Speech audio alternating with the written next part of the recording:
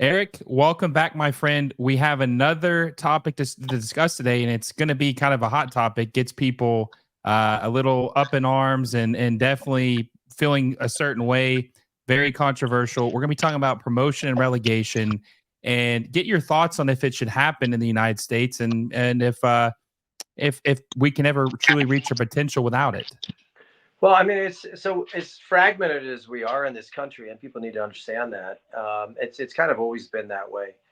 I think that historically speaking, I think the biggest concern was the way that the NASL, the original NASL, was operated. It overextended itself, and just didn't have a sustainable business plan. And we see this a lot in Europe. We see certain teams are willing to overextend themselves, willing to spend a lot of money, want to buy a trophy because it means that much to them. And that was really the concern when this league was founded. So the single entity component, 10 teams, kumbaya, everybody's in this together, and it really was building off of the 1994 World Cup. We did not at that time. We made a deal with FIFA that simply stated that we would not engage in the infancy of our league simply because we engage in the ideals of promotion relegation because it was just it. You had a bunch of owners who we were just thankful that they put their money in and we were going to be able to move forward. So we certainly didn't want, or nor did we have the mechanisms for you to go anywhere if you went down. There was it was like there's 10 of us and let's go. And that, you either come in last or you come in first, but either way, you're still in this thing. And I think to a certain extent that, that made a lot of sense. That this is coming from a guy who was relegated twice, promoted once. Hey, if you're enjoying the video so far, make sure you give it a like down below. Also, if you haven't already, make sure you subscribe to the channel and hit that little bell notification so you never miss any of my videos. I appreciate all the support. Now, back to the video. Understanding what that's all about. I moved to my club in Germany, VfL Bochum, for 6 games into the season, break my leg, and I was their big buy. And this is a team that ends up ultimately having to try and do whatever they could do with the money that they still had left to try and survive, and they didn't. We went back down to the second division and had to earn our way back up to the first, which we did, which is really hard to do. But it just speaks to the realities of getting your business in order. That is the most important part of operating in Europe because of the ramifications of relegation. They're not as disastrous as they used to be. There's so many parachutes and mechanisms put in place now that you're actually awarded money for losing out, so you don't just spiral into the abyss. You essentially are able to rebuild and understanding the contracts of a first division player versus a second division player, the payments that need to be made. Sometimes you've got to unload and you've got to let some of your players go to balance the books. But that's all part of the business of what I'm used to, or most people that engage or understand European football. Now, our league is different. We have trades. We have several tiers of players, right? We have all the mechanisms put in place so that if you have a senior DP or a kid or there's always a way to make sure that the numbers add up and that you don't really overspend. I mean, the reality is as well. I mean, when a David Beckham comes to this league, okay, the LA Galaxy wasn't the only team that financed that. That's not how that worked. And by the way, it was not a $250 million contract. I think he got like 6.5 a year. However, the sponsorships and all that stuff, we wanted to make it sound it was bigger and better than what it was. It really wasn't. The fear of losing money is gone. It's not, and when we went into contraction, I guess it was 2001 or 2000. I was a victim of that. I was a casualty of contraction. I actually thought that was one of the smartest moves that Don Garber ever made, is to just, get it back to a reasonable number have a group of teams that are fully committed, and then move forward from there. And one could say, the proof is in the realities of having as many teams as we have now, that was the right move at the time. But the concern was that we didn't have enough talent. That's just ludicrous. That is absolutely one of the stupidest things that anybody could say. We have proven over and over again that we have more than enough talent in this country to populate these teams. The way that we spend our money and the way that we try to, engage with South America or Europe, and the players who seemingly make the most money in our league, the way that they're paid, the way that those finances are manipulated, it's not that big of a risk. Now, it is a risk if you spend that kind of money and you have the possibility of playing in Charleston next year.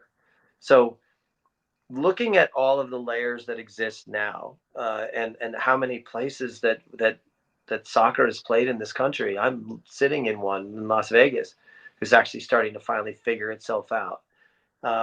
There are in my opinion, more than enough cities who need this opportunity to play top flight football. I mean, if you looked at it from a different lens, I mean, obviously San Jose is going down, aren't they?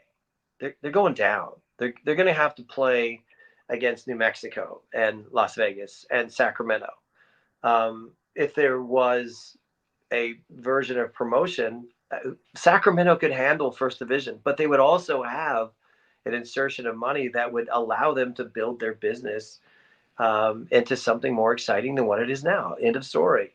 And be able to spend a little bit more money. Would San Jose have to figure out their business? Yeah. Chris Leach is currently running that team into the ground because he hired his buddy, Luchi Gonzalez. And everybody's saying, oh, I can't believe it.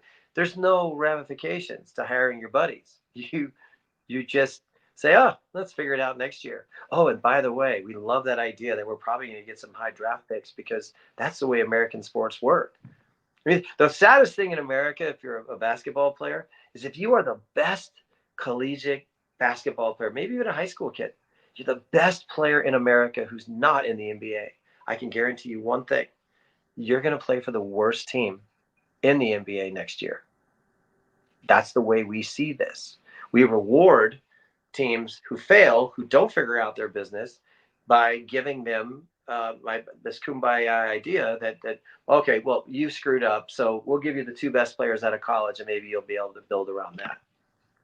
That's the way we think. That's the way we unfortunately think when it comes to soccer. So, breaking the mold of people understanding, what does that mean? What does that mean if your team goes down? What does that mean if your team comes up? Is your business model completely gone if you're San Jose? I don't think it changes much at all. With Fisher in charge up there, it's not like he was spending a ton of money anyway. It is actually the sporting merit of the game showing you that the teams that don't know how to do this will fail, and they don't deserve to be a part of top flight football. And San Jose at this moment does not. They should go down. They should be playing against Louisville and Memphis and Detroit next year. They should. But no, they should 100%. But one of the points you brought up too that I hadn't really given consideration is you brought up the point about the NBA, the NFL, NHL, MLB, that when the teams suck and they're terrible, they're rewarded with a high draft pick, which can turn the franchise around. MLS doesn't have that fortune or doesn't have that opportunity because our best players aren't necessarily coming from college. It's different because it's a global game. So that doesn't really, there is no rewarding or helping a bad team in Major League Soccer that way. And also, too, being mediocre in Major League Soccer, there's no consequences. So your team is just bad, and they're going to be bad the rest of the season. Like San Jose has been bad the whole season. They were never good. They were never really, truly competitive. And they were just kind of limping to the finish line and no consequences. Now they are going to hire Bruce Arena. That's what the reports are, and that should turn things around to a certain extent. But we just don't hold these bad teams accountable. And I'm sure we'll get into this. Major League Soccer doesn't really, I don't know how you would hold them accountable, because if you take away more resources from them, they're still going to be bad. And they probably weren't going to spend them anyways. Tam, Gam. That is the objective, is it not? They're still going to be bad. Why? Why? Because they've hired the wrong people to run their club.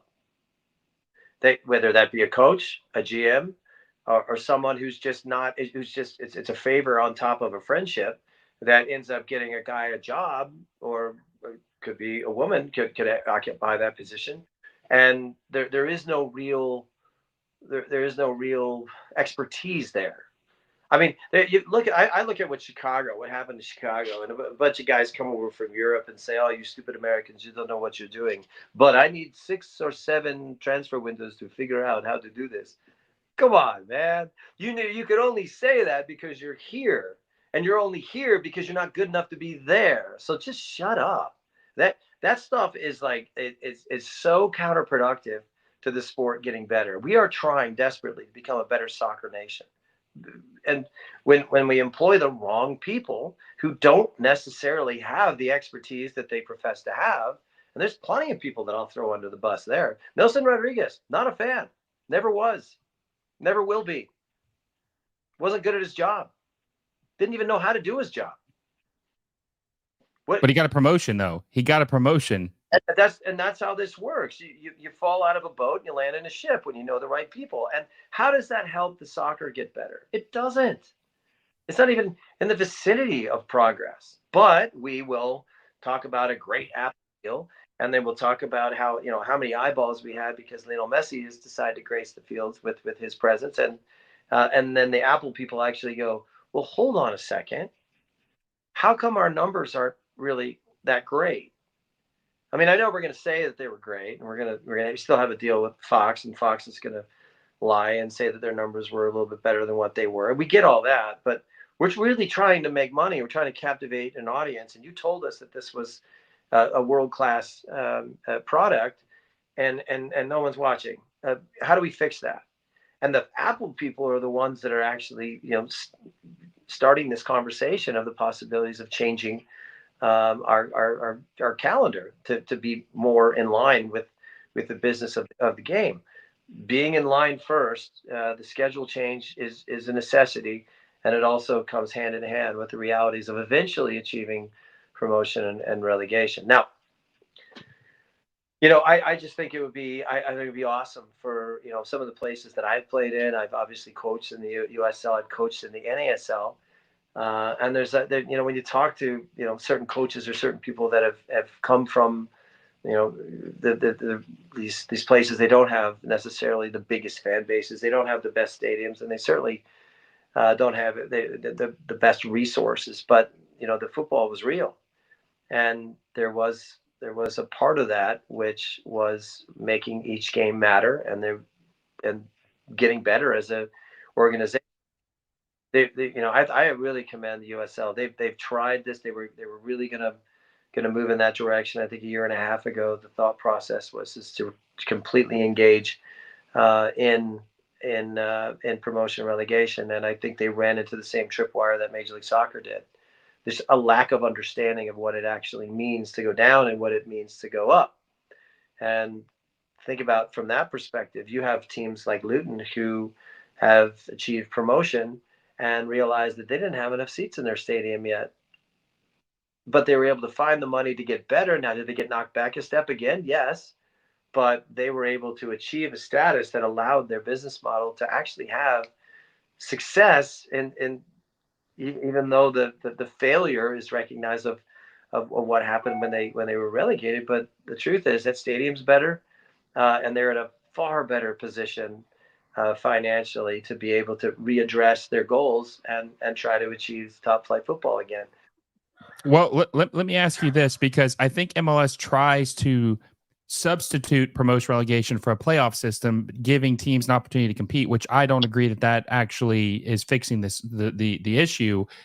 But that's a reason. That is a form of them trying to create parity by giving 18 of 29 teams a chance to make the playoffs, which is absolutely crazy because it rewards mediocrity. You can be bad for more than half the season as long as you're finishing, one of those final spots, you're going to go to the playoffs. I hear people like you and others say in Major League Soccer, Giorgio Giacomakis left Atlanta United and went to I think it was Cruz Azul is the club he went to.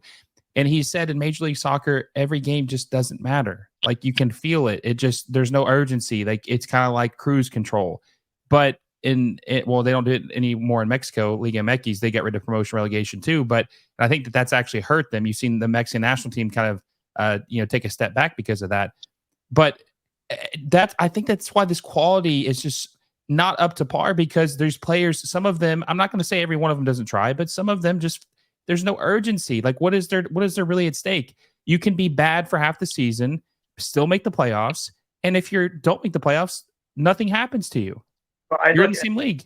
The other part of that is also the, Lamar Hunt Open Cup. There's a reason why the Major League Soccer teams decided they didn't want to participate, because that doesn't look good. The perception of reality is far more important to the reality of the situation when it comes to Major League Soccer. I mean, I participated in that. Somebody told me the other day that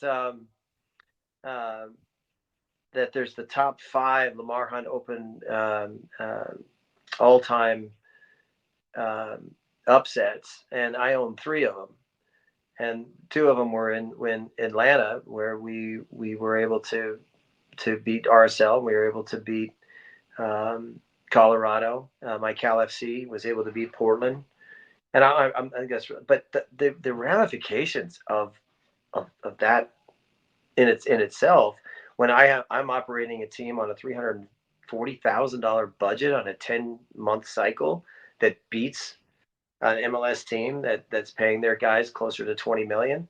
Yeah, that's a bad look. Now you got to answer to those owners who say, wait a second, hold on a second. I'm paying this much money and I just got beat by those yahoos. What just happened? Like, you told me that you were going to build a team and these were real players and these guys are real assets and whatnot, but you got beat by a bunch of guys that are earning $1,500 a month. Like, what just happened? And they got tired of answering that. I think the only other guy that's done it is Colin Clark, but he's not American, so I got the American record of the most wins as a coach. But I really understood that the way to motivate a team and the way to beat them, the way to beat Major League Soccer, it's not hard. It really is not that difficult, especially if you have some tactical awareness and the understanding of the elements of risk reward and ambush football. I mean, that's it. These guys get caught in rhythms where they're expected to be treated a certain way. I mean, I call them the silver spoons, because all these guys that play in these facilities that are so wonderful, they think they're big time. They buy cars they can't afford. They walk to their car after the game's over and people still want their autograph. Try that in Europe. Try losing a game 4-0. The people that greet you in the parking lot are actually the parents with the kids, and they don't want your autograph. They're telling their kid, don't be like this piece of crap. He's terrible. He's a terrible soccer player. Look at him. He's nobody. That's the way they act. In America, they're like, hey, great game tonight. Can you sign an autograph for my kid? And part of you, if we're talking about, well, who was it? Giamacca. He's the one that said that, right? He's the one that said he probably experienced that. He's probably going to his car thinking, God, I was crap tonight. And how did we lose that game? Damn it. I'm pissed. And then some dad comes up with 3 kids and says, hey man, you're awesome. Can you sign autographs? He gets in his car, he grabs that steering wheel and he goes, what am I doing? What am I doing? Like these people don't even care if we lose. They don't even, it doesn't affect them the way that it does when you have promotion and relegation. People are much more, not just financially, but they're emotionally connected to the team. And yeah, maybe they got a bet on the game. Who knows? But the bottom line is they are all about professional sporting merit. And all they want is their team to be better. And all they want to do is celebrate a victory against their rival because we were better today. That's it. That's it. And that part of the game that I experienced, I just wish that there was a way to to allow our players to experience those kind of pressures because it makes you better. If you want to be, we just lived a 2.5 year stint of a national team of a bunch of complacent silver spoon kids who just thought that this was another trip away from their club in some kind of country club where they were going to get treated a certain way because they were so special, and that they were going to be the end all be all of soccer. And no matter if they played good or bad, their coach was still going to say, "That's okay, man. You're still on the team. You're still my guy. You're still my guy." And then when push came to shove, and it was really time to make a change, all the players backed the coach because why wouldn't they? This is a coach that basically is saying you can be mediocre and still be here.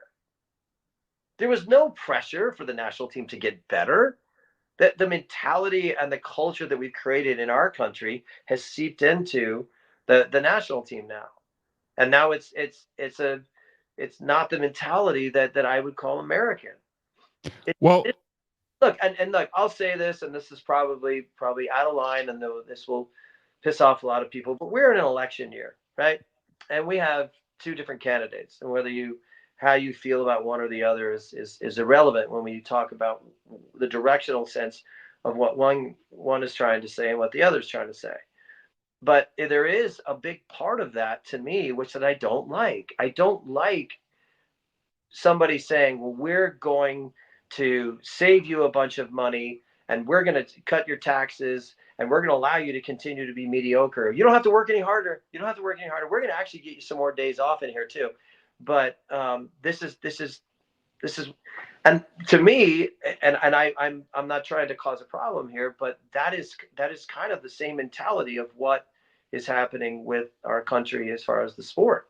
Our sport is all about survival, and you're not going to get knocked down a notch. You just, oh, that's okay, you'll figure it out next year.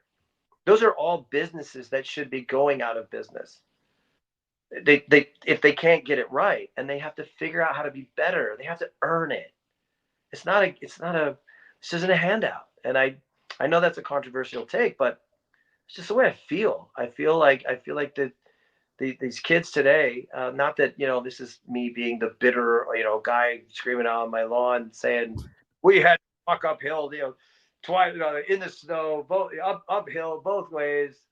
I mean, like, just like, think of it this way, like the way we grew up, the way you grew up, the way everybody else.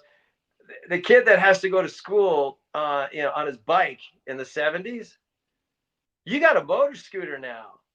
You're not working up that hill. You're not. You just push a button and go. Life's easier. And I think there are certain parts of sport that when we go back to the basics and we make it about earning it, we make it about sporting merit, we will get better. If we continue down this track, we'll continue to be mediocre. And if that's okay with everybody, then fine. That's up to you. Well, let me ask you this, because you and I both know Major League Soccer puts their own spin on different things, right? They don't ever do anything like anyone else. They have to do it their way. I realistically don't think we will ever see in my lifetime, or at least a good while, a true promotion relegation like we would want in Europe, right? But what I do think can happen is that Major League Soccer will hit 40 franchises, 38 to 40, and that maybe one day we could get an MLS 1 and MLS 2, 20 teams in the first, 20 teams in the second division.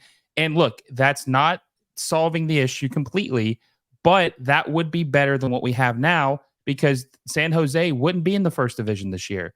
Toronto FC. Danny Cruz and Louisville would kick his ass. That's the reality of it. I mean, you could say whatever you like, but certain teams, certain places in this country have figured out that sporting merit matters, and they're doing it on a far smaller budget, but they're still doing the real work of finding real players with real ambition that want to continue their careers. And when they get on the field against another team where they're not supposed to win, because Louisville is supposed to beat everybody now, that's just where they play. But they're chomping at the bit for an opportunity to say, hey, we're good enough to play against Dallas, to play against this version of Austin or San Jose or some of the teams that we're better than them, but they'll never get that chance to prove it through sporting merit with doing things the way that we do them right now. Unless they pay an expansion fee, unless that's the only way that they'll be able to do it. We all know what that means, and we all know how much Don Garber gets every time a new team comes in. And don't be fooled by this. I mean, some of this narrative is fueled by the reality of Don Garber looking for his parachute right now. I think he's going to wait for the payday of the World Cup and disappear.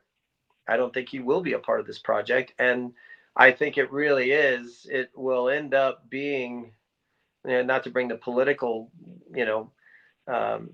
analogy back into play, but it's always the same, right? When it'll someone blaming the former administration if there is some transitional component of this which isn't as smooth as we'd like to think. That's all part of growth. But I just think that this is a very unique time. We're gonna host a World Cup. There's gonna be a lot of excitement around that. And I think that there's two ways to look at it. The MLS way is where's the new money, and I'm looking at it from where's the new talent. Where's the team that is proved? Where's the city? Where's the franchise, if you want to call it that, or the club that is proving that they deserve an opportunity to play top flight football? And I think there's about 20, 25 of them out there right now. Given the opportunity, could get their act together and be very competitive at the top flight. Well, let me ask you back to the question about if they did go to 40 franchises, they did do an MLS 1 and 2. Do you think that, I mean, I'm assuming you would think that'd be beneficial, but would that be good enough? Good enough in what sense? Well, good enough to, I guess, elevate the quality, hold teams accountable. I mean, obviously, you're not going to go any further than MLS 2. So if you're the worst team in MLS 2, then you've reached your floor, right? You're not going to go any lower than that. Is that good enough to raise the quality in this country and competitiveness to have just an MLS 1 and 2? Well, it goes back to changing the schedule and having the ability to produce, develop, sell, recalculate, and readjust. So, all of the things that we're talking about, when they coincide with each other, there is some realities of certain teams that will figure out their business a lot quicker, given that it's different circumstances. Now, we talked about Atlanta already, and how they got hit and how they lost their coach and they lost their sporting director. And Garth Lagerways is trying to put the pieces back together, and trying to find a direction of how do you essentially, where are we going with this and how much do we want to spend and how much. Now, in different circumstances with different timelines, it lines up so much easier. It's so much easier to be a GM and a president when you are able to replenish your team, and you're able to buy and sell. This is the realities of our game. And when you're dealing with a team that goes down, for example, just wasn't able to figure it out, they're still going to have 2 or 3 players that are going to stay in top flight football, are going to move, will get bought, will get but all those mechanisms that we don't really engage in, because there has to be some understanding of trades and allocations and stuff like that. That's just a means to make sure that nobody starts throwing their money around. They're trying to protect themselves from themselves in that sense, that they don't want one ownership group to come out of the blue and say, I'm doing this, and I don't care what everybody says. I want to buy that guy, and that guy. I want to win the whole damn thing. And there's mechanisms in place that are preventing them from doing that. Some teams have figured out better than others. If we go off of history, or we're going off like what for example, what the LA Galaxy has done this year as opposed to where they were last year. Last year they're relegated. Think about that. But that's because they almost bagged it as if to say, we can't fix this. It's not going to work. But we'll just have to start thinking about next year. And in that sense, people would say, well, what if? I mean, like this would have been a disaster if the Galaxy would have gone down. The Galaxy would have figured out how to get right back up. And they would have recalculated, not just getting Will Kuntz and figuring out how to get that back office, back in play. And by the way, they have figured out their academies. They have hired the right people. I've been out there to see it. It's a very different deal. They've fixed everything in the Galaxy right now, in my opinion, because they went through a year where they really got knocked back, and it was just unacceptable for a team of that pedigree to be in the position that they were. So they were forced to figure out the sporting merit, not just because of promotion relegation, just out of pure pride and responsibility to a fan base that is expecting them to compete for trophies. So that can be expanded on when you do things a different way. I mean, I'm looking at Manchester United. I'm a fan. I support the team. Fired Ten Hag today. 14th in league, I believe. It's amazing that he's still in a position. There's no way he gets fired if he's coaching in Major League Soccer and he's in 14th. There's no way. He'd probably get a couple of years, honestly. He'll be fine. And this guy just breaks a new record every week as far as the lows in Manchester United history. That obligation that they have to their fan base, and the fact that, believe it or not, it's only 6 points, but relegation is looming. The next 2 games are not easy. This could be really difficult for Manchester United, and the amount of money that they've spent, they can't.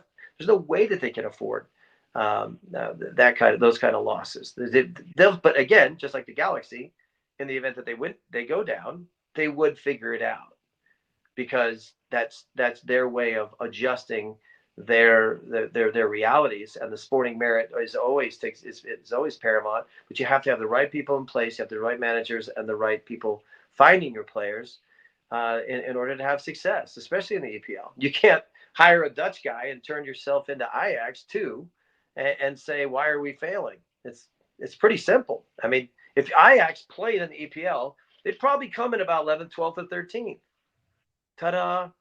Manchester United, Ajax 2. No, I agree completely. And one more question I have before I let you go. So it's kind of a bonus question. I don't think I even asked you this in our phone conversations. What do you realistically think Major League Soccer's potential is as a league globally? Not just after the World Cup, but just what is their potential as a league? Do you believe they can actually be a top 5 league one day? Yes, I do. I really, honest to God, I do. And I think as long as we continue to do things the way that we do things, and the mediocrity that we've accepted as our own reality is the reason why. We don't know how good we can be. We don't even understand it yet, but that's the beauty of this. Engaging in a different way of doing things will push our players to be better than what they are now. There'll be so far more hanging honors. There'll be players with ambition that want to showcase their talent, and maybe their aspirations are to go somewhere else, to go for. So what? Enjoy it while you can. That's our players are talented. We need to create the competitive environments that will help them grow. And part of that is promotion relegation. Part of that is putting them on the field at the right times where they can be showcased. I don't think anybody cares if somebody has a good game in the playoffs right now in Europe. They're too busy dealing with their own problems. You talk to those folks in May or April, and when they're trying to plan for next year, they're looking. They're looking. And here's the problem: they come over to America to look, and we're playing 70% of what we should be. If we push ourselves, well, if we become a country that is constantly trying to raise the bar, I don't know how far that bar can go. I do believe that if we do things in our league, and the ability to sell players and send them to bigger clubs, making more money and getting more recognition. Look what Pulisic is doing now; it's amazing. We need more of that. So it's what Jurgen Klinsmann said, but everybody chastised him for it. He said it the wrong way and started the fight at the wrong time. But the reality is our country, if we do things differently, could very well be a world champion, could win a World Cup in the next 10 years. You don't just have a league and think that facilities create abilities. You have to create the competitive environments to push our players to be all about sporting merit, all about getting better and not settling for mediocrity, because this country was never about that. I agree completely, and I believe that the sky is the limit for our league. I believe we'll go as far as we want to go. We don't know. There is no ceiling. We don't know until we engage in a different way of doing things and we really test our players. I think our players and our talent levels will surprise people. We've done it. We've done it in spurts every once in a while, but collectively, our country could be so much better. So I think the way we handle things after the World Cup in 26 is really going to tell me what direction this thing's going to go and what they believe, the possibilities are going to be. So all eyes are going to be on 2026, Eric, not just for our national team, but also for our domestic league and Major League Soccer. And hey, listen, man, I appreciate you jumping on again. Talk a little bit about promotion, relegation, the future of Major League Soccer. It was two good conversations today, so I really appreciate your time. always, man, always.